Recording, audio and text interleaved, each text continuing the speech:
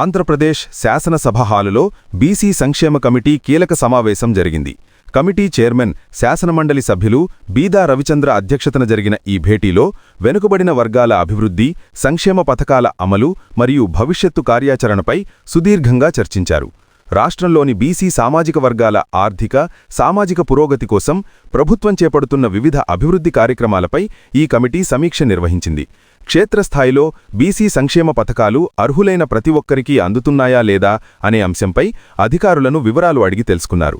BC విద్యార్థులకు అందుతున్న స్కాలర్షిప్లు, విదేశీ విద్య మరియు నిరుద్యోగ యువతకు స్వయం ఉపాధి కల్పించే దిశగా తీసుకోవాల్సిన చర్యలపై చర్చించారు.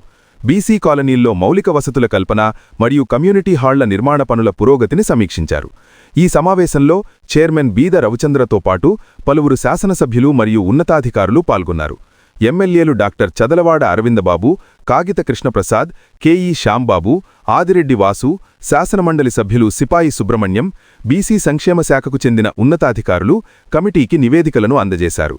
బీసీల అభివృద్ధికి కూటమి ప్రభుత్వం కట్టుబడి ఉందని, కమిటీ సూచనల మేరకు సంక్షేమ పథకాల్లో మరింత పారదర్శకత తీసుకువస్తామని చైర్మన్ బీద రవిచంద్ర ఈ సందర్భంగా స్పష్టం చేశారు.